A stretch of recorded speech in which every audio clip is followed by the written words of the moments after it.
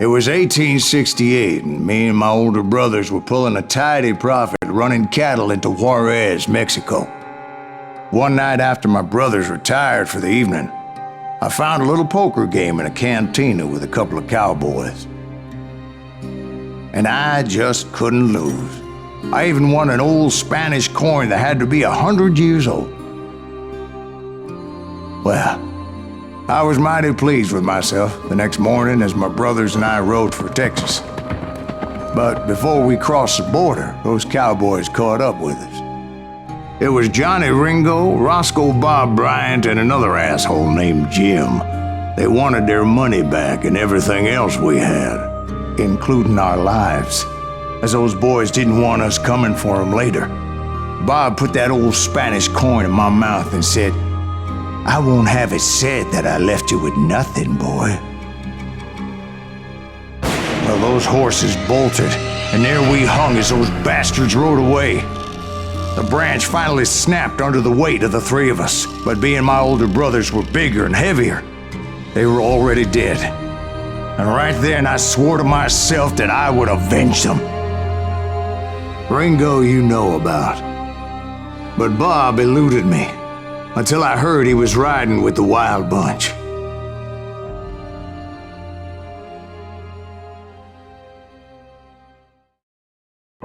I'd been on their trail for months, ever since they left their hideout in the Bighorn Mountains. Led by Butch Cassidy, they were a loose association of outlaws who robbed banks and trains from Colorado to Montana. Among them was the Sundance Kid, and that murderous hombre I was tracking, Roscoe Bob Bryant. Were you a part of that giant Pinkerton posse after the Wild Bunch? No, boy. A circus like that would have slowed me down. Besides, I wanted Bryant all to myself. I'd heard about a large shipment of gold being transported to Wilcox, Wyoming on the Overland Flyer. They blew the bridge with the intention of forcing the train to stop. Well, I assumed the Wild Bunch was likely in the still intact part of the train high above. I was determined to make that sumbitch Bob pay for what he did to my brothers.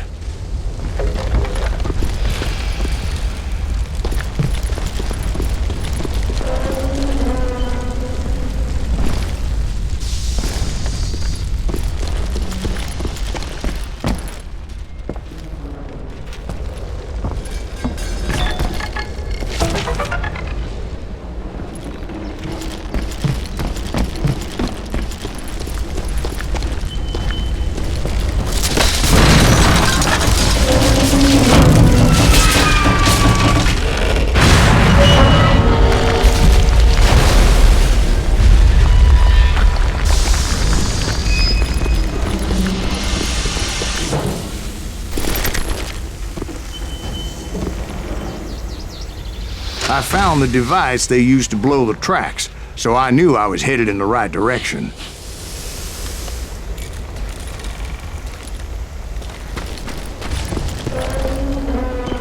My ears are still ringing from blowing up that bridge. What'd you say? I can't hear a goddamn thing! Well, I made my way off unscathed and came upon a few members of the gang and had no choice but to dispatch them. From there, I had to negotiate an even more precarious route.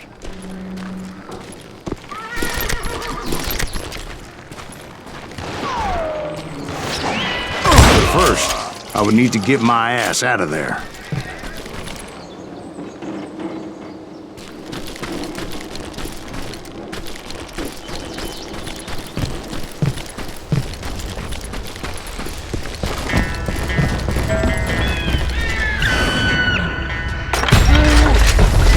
I jumped from the frying pan into the fire as the train was clearly fixing to fall. I had found the gang, but in order to find old Bob, I needed to fight my way forward past a whole passel of desperados.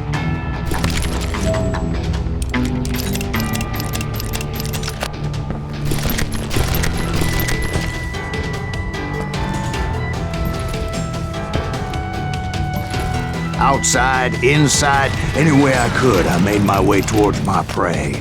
You can run! Well,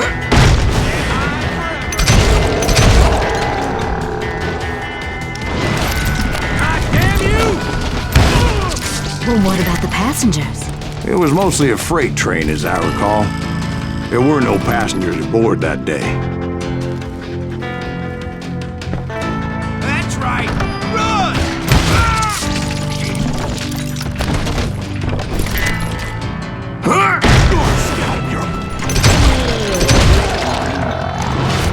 Get away with this!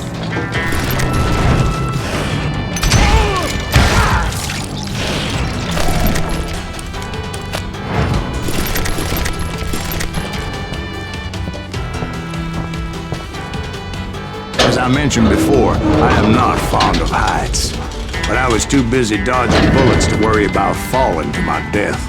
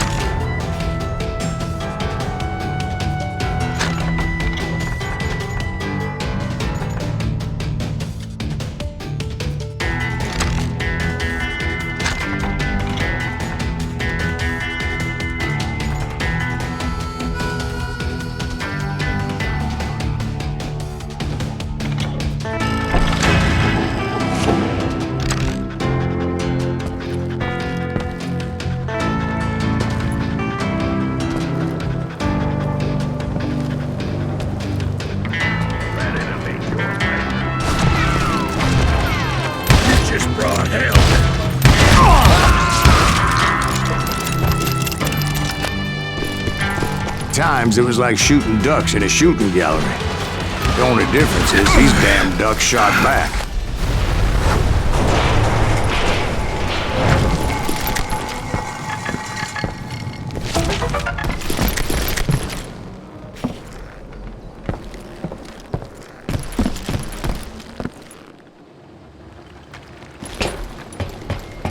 I kept hoping the law would show up and give me a You hand. mean like that giant Pinkerton posse that I read about? Did they come riding in, guns a-blazing to help?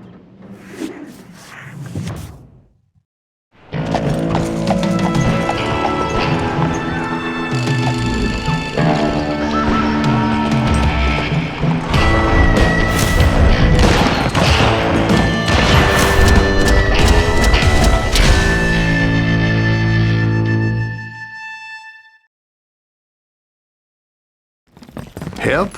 From the Pinkertons? No, son. I had to fight the wild bunch all by my lonesome, as usual. Who the hell is that? He's out of his mind! Take cover! Retreat! Retreat!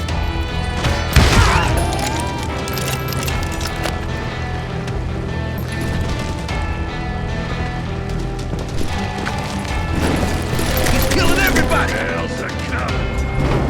He'll kill us all! You maniac! Run! I got you in time!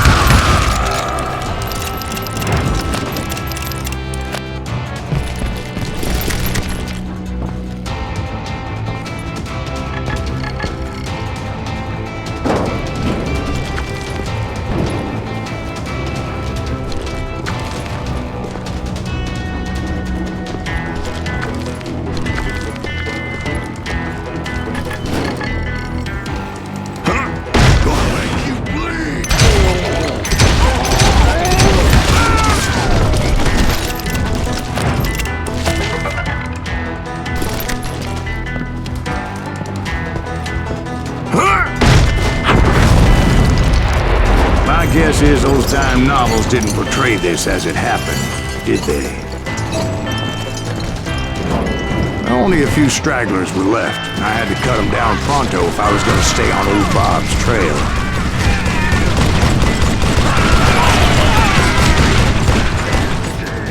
Merciful Christ!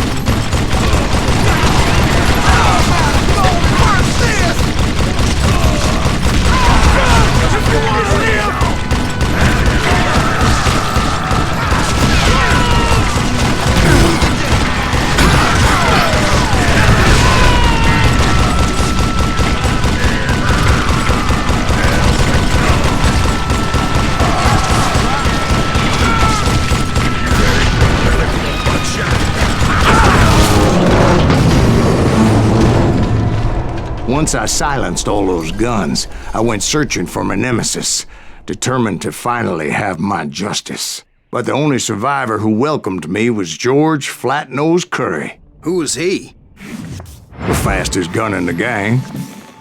Right after Sundance, I mean.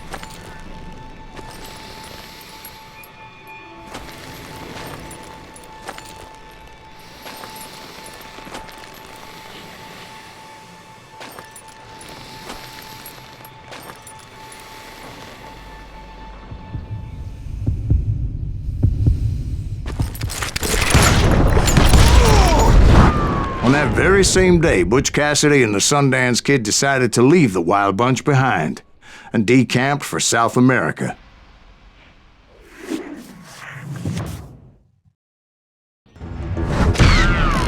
They ended up living down there for many years, but I'm sure you already know all about that.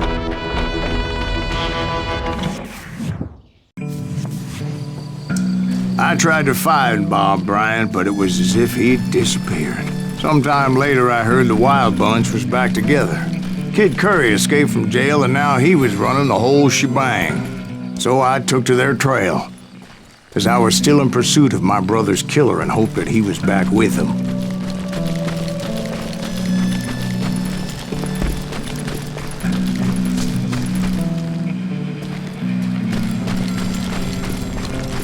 That Kid Curry's kinda crazy, ain't he? Don't let him hear you saying that. Anyways, I tracked those boys to a camp right outside Parachute, Colorado. Who's shooting at you? You're under fire! Being outnumbered, I didn't bother with a warning shot. I just started taking those bastards down. Pissing me off!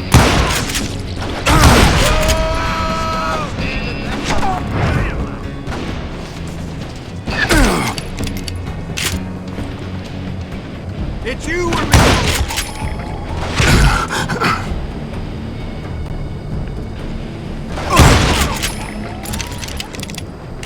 Old Bob wasn't among them, and neither was Kid Curry.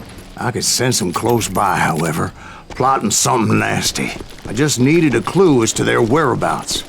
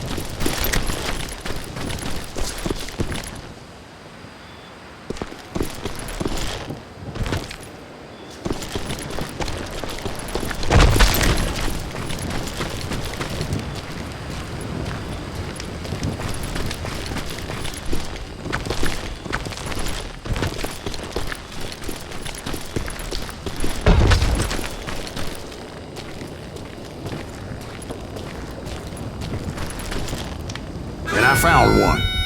A map with their bold plan clearly marked. This time they were fixing to blow up a train trestle. Property of the Union Pacific.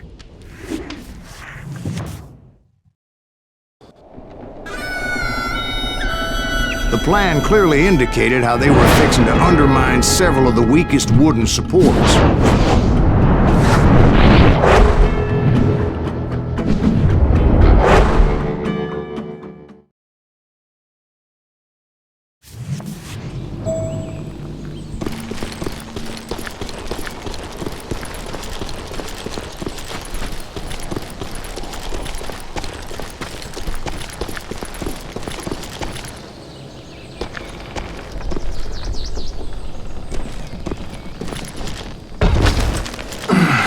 Kid Curry had bragged to a whore how he was gonna rob a train heading to the U.S. Mint in Denver. And that whore, Fat Sally, she told me.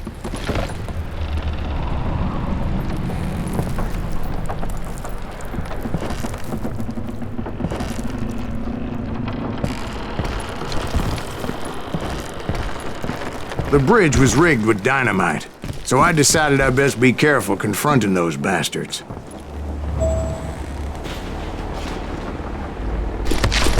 And I made it a point to remove any dynamite that I came across.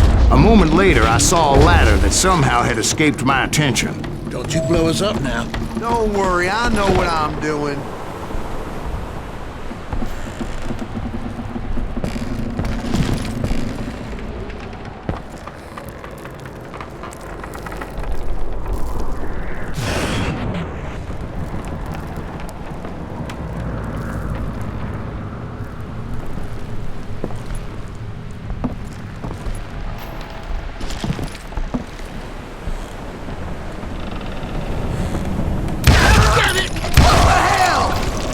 But the Wild Bunch did not take kindly to my presence and attempted to blow my head off.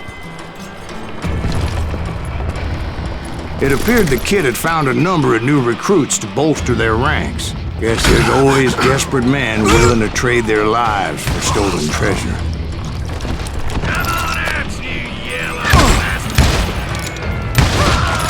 What happened next? Well, having removed the first bundle of dynamite, I decided I might as well remove the other one.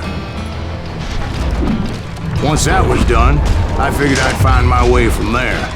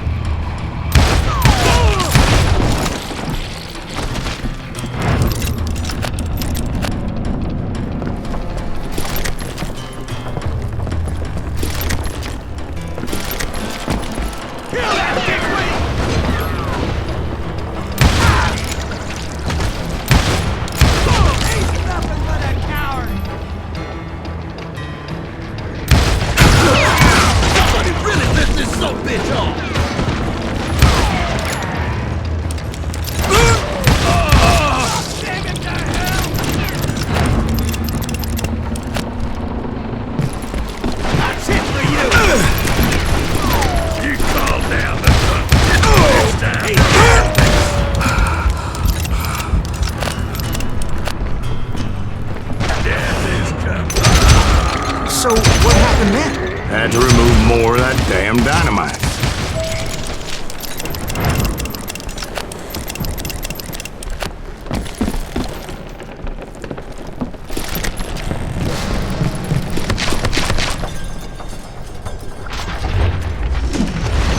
It must have been terrifying trying to make your way across. I was sweating it a bit, but then I noticed a footbridge tied up on high, so I shot the rope.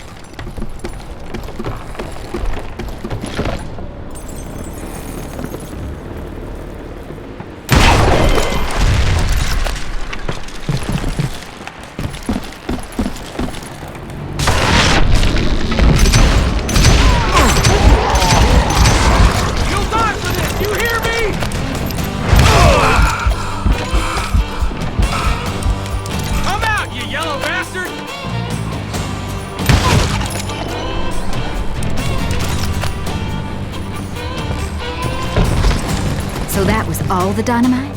Funny you should mention that, darling. As actually there was a fourth charge impeding my progress. Once I removed it, my path was pretty clear.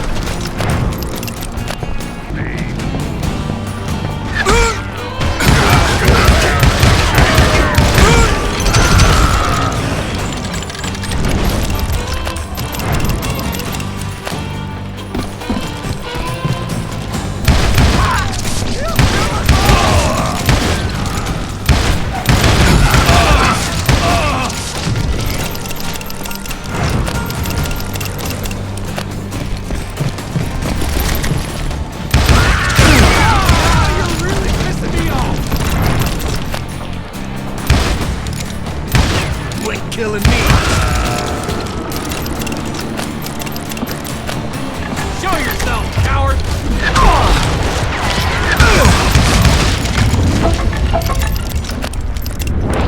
I needed an alternate path forward.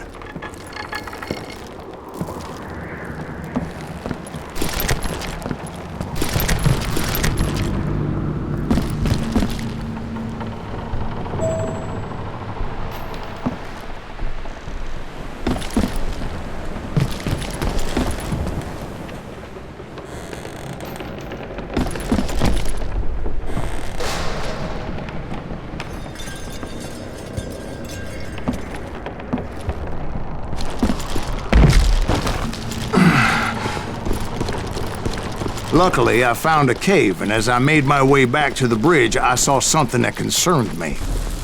It was a long, burning fuse, and it was moving fast as hell. I had to catch it.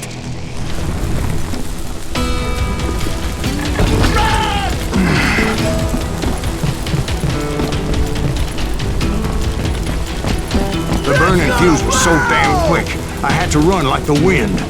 I almost had it, but no. I thought I was gonna have a coronary when I lost sight of those sparks. My heart was pounding like a sledgehammer. I knew that failure meant boom. Then, finally, at the last moment.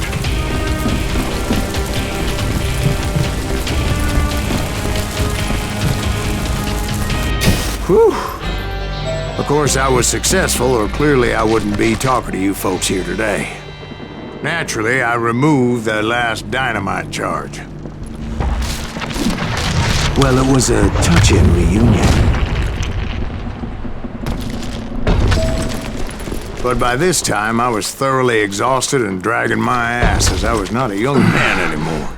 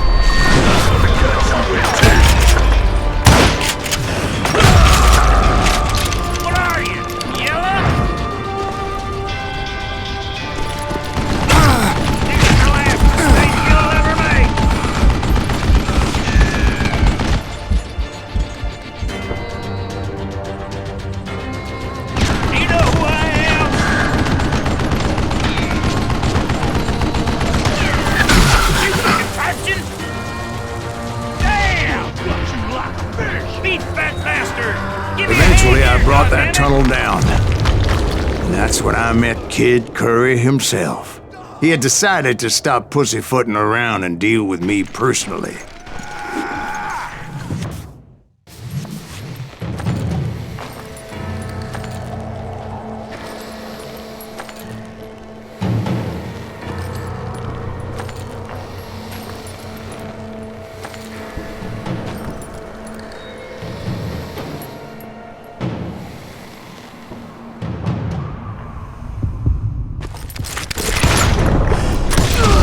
fast as he was.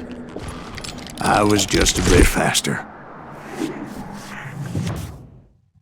And as he lay wounded, I demanded to know the whereabouts of Roscoe Bob Bryant. He shouted at me, "Is that what this is about? Bob went with Butch and Sundance to South America. You ain't never finding him."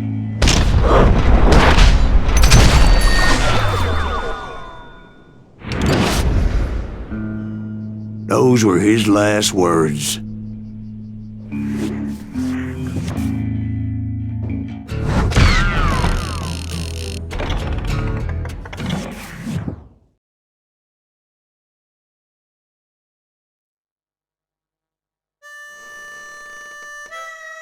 So, Bob Bryant got away? I knew I'd never find him in South America. What about the other killer? Yeah, you kinda glossed over that one. Well, I found Jim not long after my showdown with Ringo. At the time, he was riding with the James Younger gang. Did I neglect to mention that?